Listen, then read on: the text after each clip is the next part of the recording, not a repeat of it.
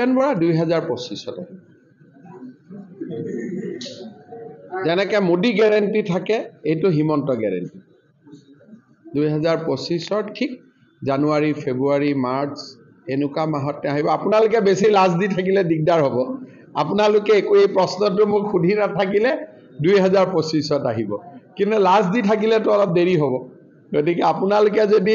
হিমন্ত গ্যাৰেণ্টিটো সফল হোৱাটো বিচাৰিছে তেতিয়ালে বেছি লাজ দি নাথাকিব কাৰণ তেওঁকটো আমি সন্মানেৰে আনিম আমিতো তেওঁক বিধায়ক কৰিব আনিম মন্ত্ৰী কৰিব আনিম এতিয়া তেওঁ মুখ্যমন্ত্ৰীও হ'ব খুজিছে আমি হেতুও চিন্তা কৰিম বিজেপিৰ পৰা যদি ভাল মানুহ এজন মুখ্যমন্ত্ৰী হয় আমাৰ কি আপত্তি আছে গতিকে বিজেপিয়েটো আমি নেতা বনাও মইতো কংগ্ৰেছৰ পৰা আনি মোক বিজেপিয়ে মুখ্যমন্ত্ৰী পাতিছে গতিকে কংগ্ৰেছৰ কোনোবা নেতাৰ যদি মুখ্যমন্ত্ৰী হোৱাৰ ইচ্ছা আছে তেওঁ বিজেপিত আহিব লাগে আগতে কৈছো যে এতিয়াও অসমীয়া মুছলমানক বাদ দি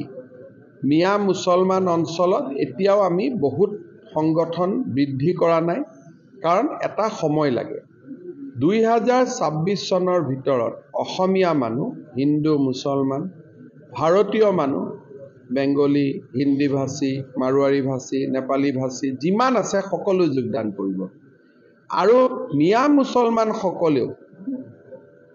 2032 চনৰ ভিতৰত বিজেপিত যোগদান কৰিব গতিকে একেবাৰে শূন্য হতে সময় লাগিব কাৰণ ৰকিবুল হুছেইনটো বিজেপিত নাহে ৰেকিবউদ্দিন আহমেদটো বিজেপিত নাহে জাকিৰ সিকদাৰ নাহিব নুৰুল হুদা নাহিব গতিকে নাহা লিষ্ট এখনো আছে কিন্তু মোটামুটি ৰাজীৱ ভৱনত আপুনি আমি যেনেকে ইয়াত শংকৰ উৎসৱ পাতো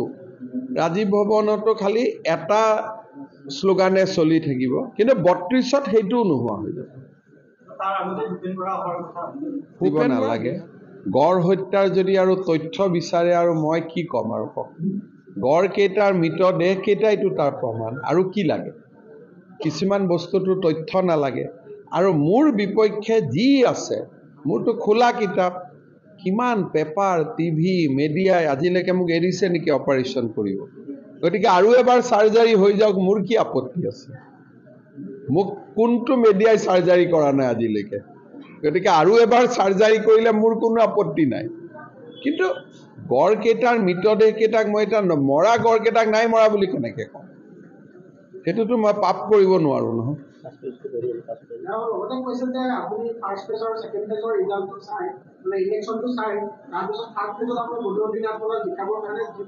বদৰুদ্দিন আজমলক কিয় জিকাব লাগে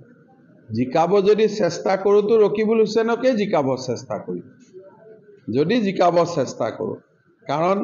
দিল্লীত থাকিলে জন্তু জানুৱাৰবিলাক সুৰক্ষিত হৈ থাকিব নহয়